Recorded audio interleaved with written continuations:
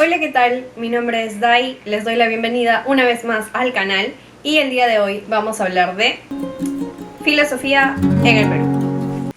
El término filosofía puede llegar a ser un concepto bastante amplio, por lo que sigue en pie un debate sobre si realmente existió o no filosofía en el Perú antes de la llegada de los españoles.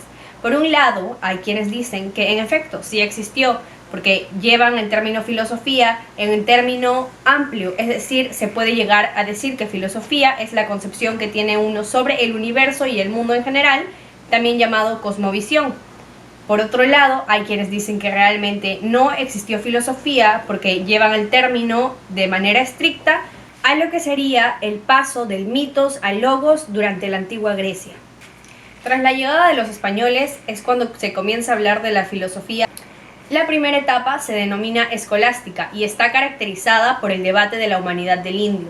Por un lado, había quienes decían y tenían una concepción esclavista, defendida por Ginés de Sepúlveda, quienes decían que el indio era un subhumano porque se resistía a aceptar la doctrina cristiana. Y por el otro lado estaba la concepción evangélico-humanista, defendida por Bartolomé de las Casas, quienes decían que, en efecto, era un humano, porque estaba hecho a imagen y semejanza divinos. De modo que sí aceptaba la doctrina, solo que no iba a ser de manera instantánea, sino de manera progresiva. Posteriormente surgió la Ilustración, que no tardaría en llegar a Perú, donde se comenzaron a difundir ideas peruanistas.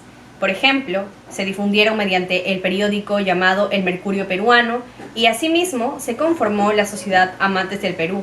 Todo esto conformarían el conjunto de ideas que nos llevarían hacia la independencia. La siguiente etapa se llama romanticismo y se caracterizó por el debate sobre el sistema electoral.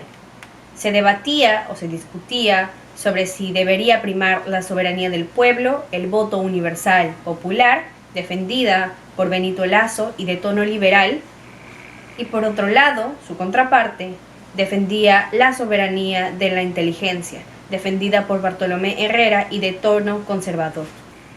Luego llegó el positivismo, que considera la ciencia como el motor principal del progreso.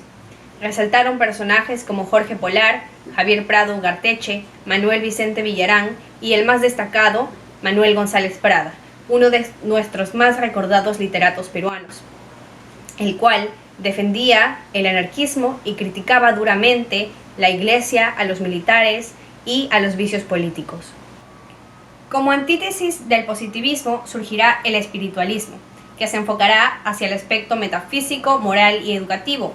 Resaltará el personaje de Alejandro Deustua y asimismo considerarán a la educación enfocada hacia la formación de élites que dirigirán el futuro del país. Durante los años 1920 y 1940 se desarrollarán movimientos socialistas. Aquí destaca la figura de José Carlos Mariátegui, quien hará uso del materialismo histórico de Marx para explicar la historia peruana y señalar el camino hacia la transformación social. Entre 1940 y 1960, Francisco Miró Quesada Cantuarias propuso las pautas para desarrollar el proyecto filosófico latinoamericano a partir del humanismo. Entre 1960 y 1980, Augusto Salazar Bondy pone en tela de juicio la verdadera existencia de la filosofía en el Perú, la considera como una mera imitación de la filosofía de la parte europea y asimismo propone el hecho de generar identidad nacional, un cambio de conciencia y una revolución socialista humanista. En la actualidad, la filosofía en el Perú, de modo académico, se encuentra relacionada a la polémica del eurocentrismo y realizan investigaciones sobre la filosofía andina.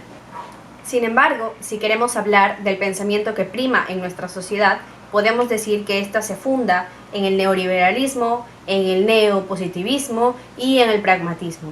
Se soporta en la pequeña burguesía. Es individualista, practicista y utilitarista, de modo que la persona humana solo es considerada útil de acuerdo a su rendimiento físico e intelectual. E individualista porque tendemos a pensar más en nosotros mismos como separados de los demás en lugar de pensarnos como algo colectivo. De modo que, aunque suene gracioso, vivimos abstraídos, ni siquiera sabemos hacia dónde vamos como sociedad. Y si tú eres de quienes ya se habían dado cuenta de este problema y quieres hacer el cambio, no olvides dejar tus ideas en los comentarios para que otras personas también lo puedan leer. Recuerda que si a ti, más que vivir abstraído, te gusta la divulgación cultural, puedes darle un me gusta a este video y suscribirte para ver más de este tipo de contenido. Conmigo ha sido hasta aquí y nos vemos en una próxima oportunidad.